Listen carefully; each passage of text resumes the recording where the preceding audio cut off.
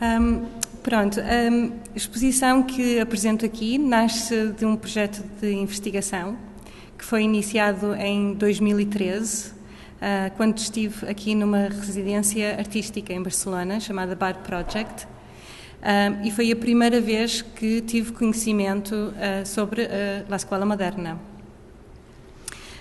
Penso que será necessário oferecer um pequeno contexto histórico sobre a Escola Moderna, que é fundada em Barcelona em 1901, na Calle de Bailén, número 56, fundada por Francisco Ferrer y Guardia. No início do século XX, Barcelona é uma cidade que é conhecida como uma cidade de grandes revoluções estéticas e culturais e tecnológicas, que são inebriadas por uma expansão do capitalismo e do imperialismo. Mas Barcelona também é conhecida, nesta altura, como a cidade das bombas, a cidade dos anarquistas, de terrorismo, de condições opressivas de trabalho, de discriminação e fome, de intervenções militares violentas e repressão religiosa. E é neste contexto que devemos reconhecer a importância de La Escola Moderna e o projeto de Francisco Ferrer y Guardia, que, como sabemos, é uma escola que levará um ensino inspirado no pensamento livre, praticando a educação entre ambos os sexos e diferentes classes sociais, insistindo na necessidade da higiene pessoal e higiene social, negando exames e todo um sistema de prémios e castigos, abrindo a escola à dinâmica da vida social e laboral. Era um corte verdadeiramente revolucionário com os métodos tradicionais, porque em Espanha, neste momento, havia uma tendência para converter a escola numa poderosa ferramenta de controle social, como uma introdução aos pensamentos nacionalistas e imperialistas da sociedade industrial e capitalista. E temos então aqui uma dificuldade peculiar, como reconhece Karl Marx na Associação Internacional do Trabalhador em 1868. Marx debate com este problema. Primeiro, é necessário uma reforma social de forma a estabelecer um sistema educativo adequado. Mas, por outro lado, é necessário um sistema educativo adequado de forma a criar uma reforma social. E para Francisco Ferrer, parece claro que é através da educação que se vai chegar a esta revolução social. Y esta será feita da seguinte manera.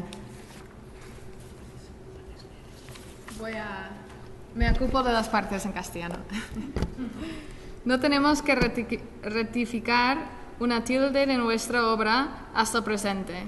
Es nuestra convicción íntima, cada vez más intensa, de que sin una absoluta reforma de los medios educadores no será posible orientar la humanidad hacia el porvenir. A ello vamos. Por medio de escuelas, donde pueden crearse escuelas, por medio de nuestros libros, cuya biblioteca aumentaría tras día, intensificando la difusión de las verdades demostradas por la ciencia, por medio de la palabra, en conferencias que llevan a los cerebros a la luz de la verdad contra los errores tradicionales, por medio de este boletín, donde adquieren vida nuestras aspiraciones, para que la serenidad del estudio pueda tener su influencia por el vehículo de la palabra escrita. Então, a Escola Moderna de Francisco Ferrer é uma extensão à tendência do que se ensinava nesta época. E Barcelona era uma cidade em rápida expansão industrial, com um movimento obreiro mal organizado. E Ferrer decide implementar uma educação racional e científica para uma mudança social radical. E esta sensibilidade pedagógica, despojada de tradições e convencionalismos, se enlaça com o ideal de emancipação do ser humano que é próprio das correntes de pensamento libertário. La misión de la escuela moderna consiste en hacer que los niños y las niñas que se lo confían lleguen a ser personas instruidas, verídicas, justas y libres de todo perjuicio. Para ello, sustituirá el estudio dogmático por el razonado de las ciencias naturales. Excitará, desarrollará y digerirá las aptitudes propias de cada alumno, a fin de que con la totalidad del propio valer individual no solo sea un miembro útil a la sociedad, sino que, como consecuencia, eleve proporcionalmente el valor de la colectividad. Para Francisco Ferrer, a pedagogia era uma ferramenta para uma revolução pacífica e uma experiência educativa que viria a desenvolver o pensamento livre e uma sociedade mais justa. E a ideia não era simplesmente para a sociedade espanhola, mas sim como um modelo de educação para toda a humanidade. Não é?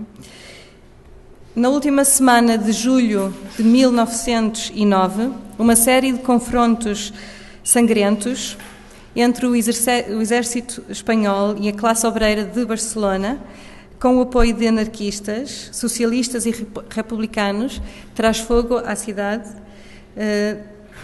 e isto é conhecido como La Semana Trágica.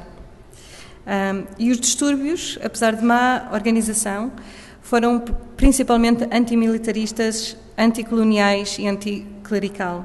E conventos foram queimados e as sepulturas nos cemitérios foram esvaziadas, como vemos na imagem. E Francisco Ferrer y Guardia é acusado de ser o instigador da revolta, num processo completo de arbitrariedades e irregularidades, onde num tribunal militar, onde não existe qualquer evidência para a sua acusação, é declarado culpado e é fuzilado na prisão de Montjuïc no dia 13 de outubro de 1909.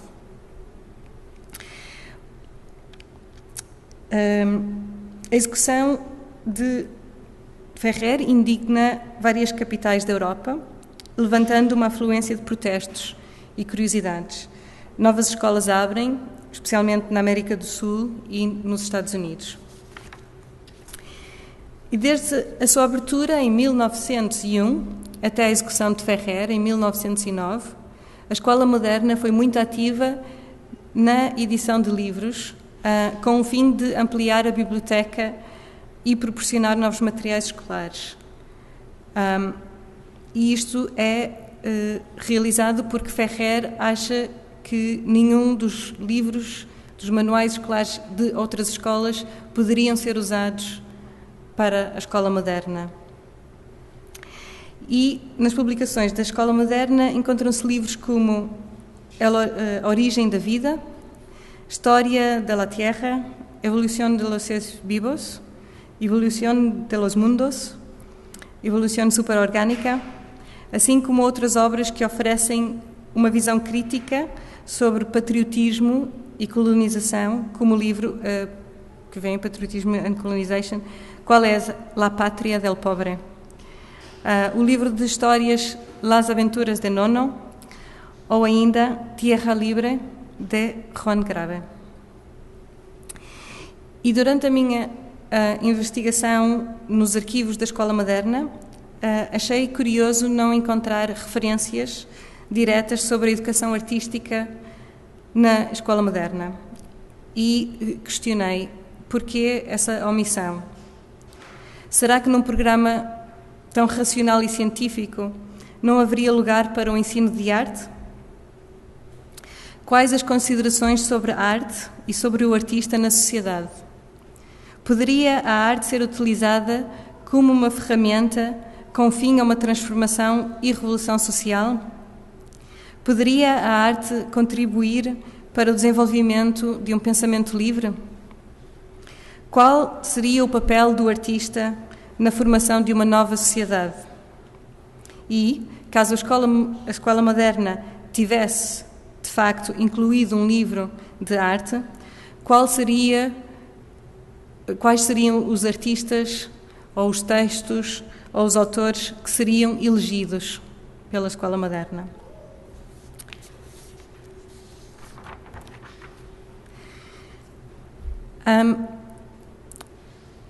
Também, no ano passado, visitei o Museu Nacional de Educação e Centro Nacional de Documentação Pedagógica em Rouen, em França, onde encontrei um arquivo muito grande que cobre mais de 3 séculos de material educativo da Europa Ocidental. E a minha pesquisa no museu resultou em mais de 700 fotografias a livros, postais, textos, manuais dos alunos, material didático, etc. E apresento aqui alguns exemplos de imagens de salas de aula de desenho, dibujo, entre 1900 e 1910. Este é um curso de desenho, de dibujo, em França.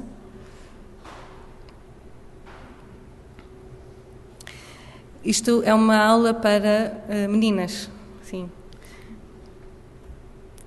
Outra aula para meninas, esta é uma fotografia da Suécia, de 1902. Escola primária em França. Mais uma aula de arte.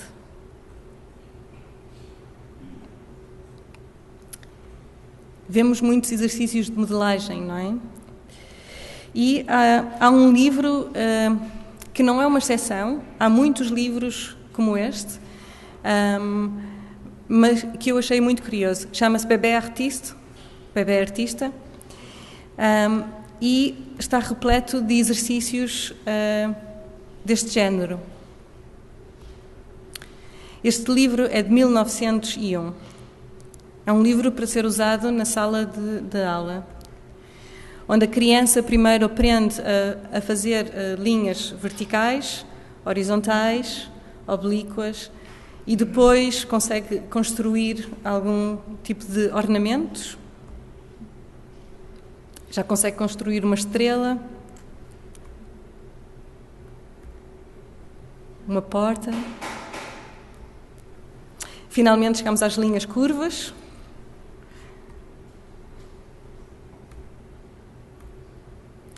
Pronto, isto era o tipo de exercícios que eram promovidos no início do século XX. E isto é um texto de um professor de arte, onde explica o porquê deste tipo de atividades. Estas aulas vão contribuir para o conhecimento do aluno para as várias expressões geométricas, as linhas, os ângulos, as curvas, no sentido e um sentimento de retidão, ou seja, no sentimento de justiça, de disciplina. Não? E aqui parece-me curioso que a educação artística, nesta época, estava principalmente interessada em promover uma disciplina técnica. Esta parece-me ser uma questão moral, assim como estética. A disciplina da mão que desenha está relacionada com a disciplina do corpo e da conduta moral em geral. Daí muitos destes manuais escolares estarem repletos de exercícios em como desenhar uma linha vertical, uma linha horizontal, diagonal, etc. E é também necessário ter em conta que este tipo de ensino era uma ajuda para a preparação dos alunos para a sociedade em que se inseriam, que é uma sociedade industrial. E, como tal, habilidades necessárias seriam, de forma a realizar um trabalho eficiente, seria muita repetição, ganhar experiência de trabalho, etc. A questão é, será que a escola moderna seguiria o mesmo modelo? Aqui está uma cópia do Boletim da Escola Moderna, que é uma pequena revista publicada pela Escola Moderna.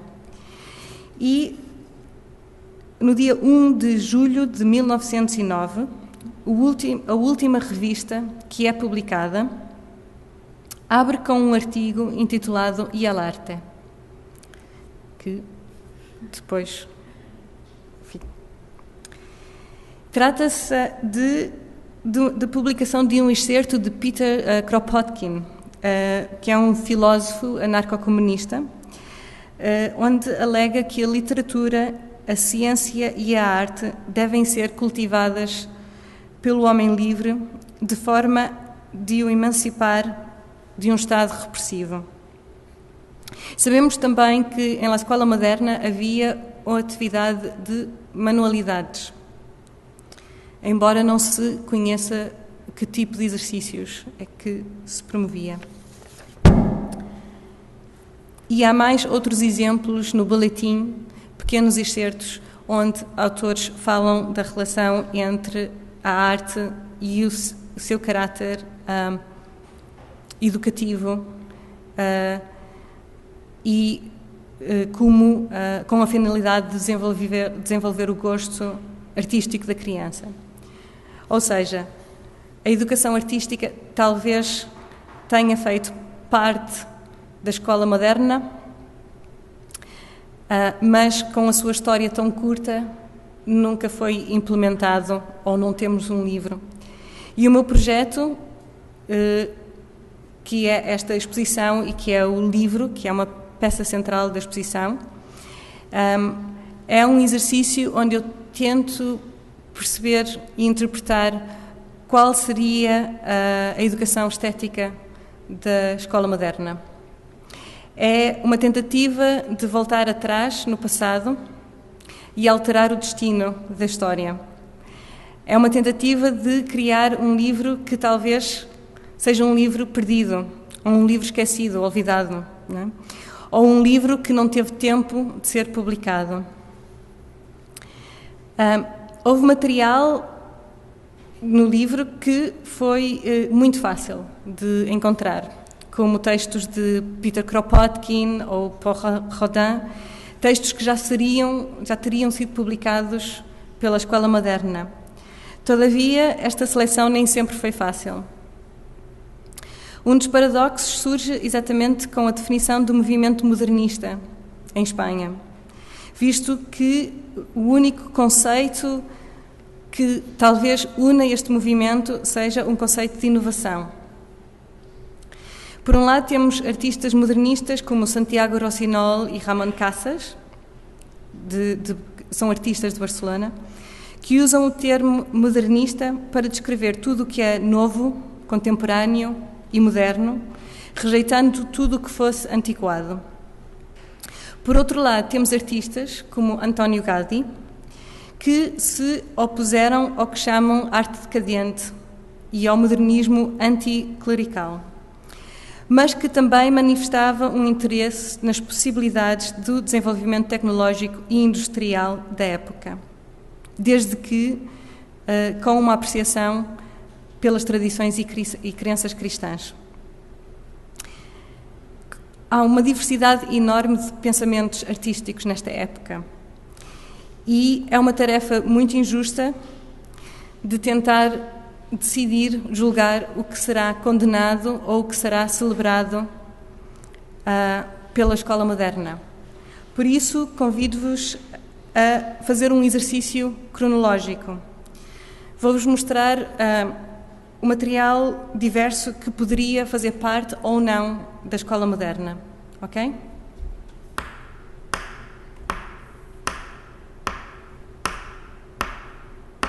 (1884) é a primeira vez que o termo modernista é usado numa revista lavense. 1885, Gaudí começa La Sagrada Família. 1888, Exposição Universal em Barcelona. 1889, Paul Signac escreve numa carta a Vincent van Gogh, em inglês: I've been working on the plates of a work that was ordered from me in collaboration with Mr. Charles Henry. Perhaps you've read certain of my collaborators' articles in the Revue d'Independent. It's a book on aesthetics of shapes, whose measurements and angles can be studied by means of an instrument. With this instrument, one then sees if a shape is harmonious or not, This will have a great social bearing, above from the point of view of industrial art. We are teaching the art of seeing correctly and beautifully to apprentice workmen, whose aesthetic education has only been conducted up to now by means of empirical formula and dishonest or silly advice. –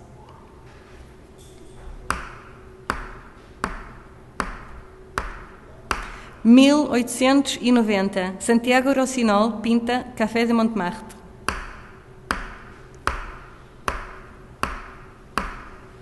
1890, Seurat, A Sunday on la Grande Jatte. 1891, num artigo intitulado Arte e Anarquismo em La Revolta, Paul Signac escreve: Justice in sociology, harmony in art, the same thing.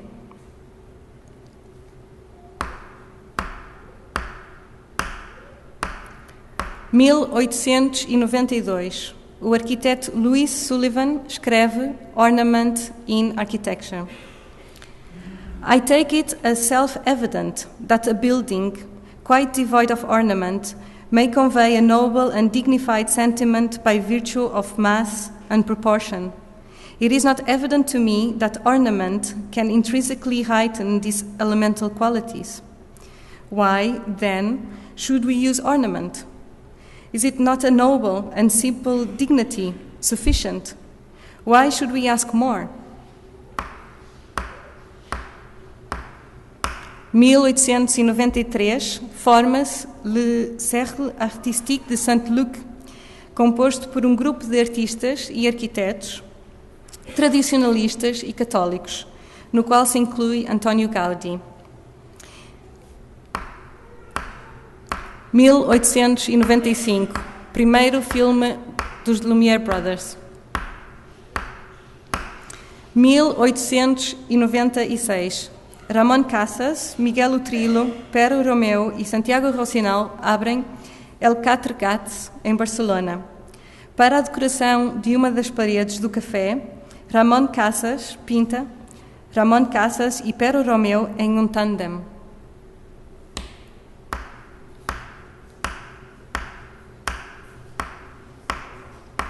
1897, Que es el arte?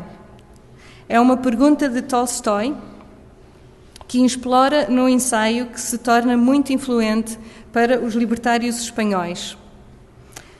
Nos finais do século XIX, grupos libertários estavam interessados em conectar a arte com as pessoas, com la gente, tratando de destruir o estatuto da obra de arte como um objeto de usufruto exclusivo para as classes ricas e como um produto exclusivo, em vez de ser um direito a ser desfrutado e criado para cada indivíduo, retornando a arte às suas raízes populares. Seguindo esta praxis artística, poderíamos dizer que os libertários cultivavam uma arte político-social, dando à arte a missão de cultivar a moral e construir uma sociedade justa, deixando ao descoberto os males do capitalismo e assim deixar uma visão otimista de um grande futuro para a humanidade. Todavia, denunciar a opressão social não seria suficiente como um tema de arte libertária. A arte também deveria fomentar um espírito de rebeldia, incitando aos trabalhadores a libertarem-se da situação de exploração e inspirá-los a tomar armas e lutar. El arte tiene que ser rebelde, afirma um folheto de propaganda de Arte e Rebeldia, revelando que a missão principal da criação artística era se rebelar, a rebelar-se. Ramon Casas pinta La Carga. František Kupka, L'Argent. 1900, primeira exposição de Pablo Picasso em El Quatre Gats. 1901, Ramon Casas substitui a pintura em El Catrecat para Ramon Casas e Pere Romeu em um automóvel, sim? Provavelmente porque o coche se considerou mais apropriado para o século que acaba de começar. Gauguin and the Gold in Their Bodies. Abertura da Escola Moderna. 1902. Voyage to the Moon, Georges Méliès. Encerramento de El Catrecat. 1905. Le Maire, Claude Debussy. Matisse, Joy of Life. 1905. Einstein estabelece teoria da relatividade. 1907. Las Meninas d'Avignon, Pablo Picasso. 1908. I'm trying to speak in Spanish, I'm sorry. Henri Matisse pinta Harmonia in Red. 1909. Suzanne, de Alexander Archipenko. Mesmo ano, Manifesto Futurista e execução de Francisco Ferrer y Guardia. Última parte. O livro e a arte é um livro didático e é um livro de consulta. É um livro que ficaria muito mal se estivesse em cima de um plinto de uma exposição ou se estivesse protegido por uma vitrine. Na minha opinião, o livro tem de ser visto como um convite de entrada, como um ponto de partida. Desde a publicação do livro à instalação que temos aqui no Espaço 13, desde o curso para professores e este tipo de conversas, Charles, o meu projeto tenta resistir categoricamente à produção de um objeto final, querendo, em vez disso, promover a potencialidade na ausência. Neste caso, como a ausência de um livro artístico na escola moderna se pode tornar num espaço de produção e de projeção artística, como uma ausência de um objeto artístico nos faz questionar sobre a precária fronteira entre o objeto de arte e a sua possível aplicação. A ausência do objeto artístico, eu refiro-me às cecilhas e às mesas que têm uma dualidade, como objeto artístico, mas como objeto útil. Há também uma outra ausência, ou pelo menos um uso restrito, de imagens na exposição, ou uma certa economia quando se as tenta construir, como, por exemplo, a mobília que temos na exposição, ou uma imagem que é feita com chiclete por baixo da mesa. A ausência, como algo libertador para o artista, como aqui gostaria de propor, não é uma atividade de inércia ou de negligência, mas sim uma atividade de constante participação e performatividade, que resiste à tentação de um produto final, de um the end, or happy end. Questiono se não terá sido também esta uma das considerações que levou o coletivo Azatea a chamar este grupo de propostas Lesson Zero. Este livro que produzi continua a ser um elemento de estudo, mas já não sou o editor ou o professor que escolhe os textos ou as imagens, mas sim a aluna ou a estudante que agora os quer interpretar. No início eu mostrei um vídeo, agora vemos a imagem de uma instalação, e esta é uma das obras que eu realizei durante o processo de investigação sobre a escola moderna. E é um vídeo que refere uma outra obra de um artista, Paul Signac. Esta é a imagem original e, como vem a alteração. Esta obra chama-se Opus 217, Against the Enamel of a Background Rhythmic with Beats and Angles, Tones and Tints, Portrait of Mr. Félix Fénéon in 1890. Foi uma obra que no início me surpreendeu, achei bastante peculiar, quase horrível. E foi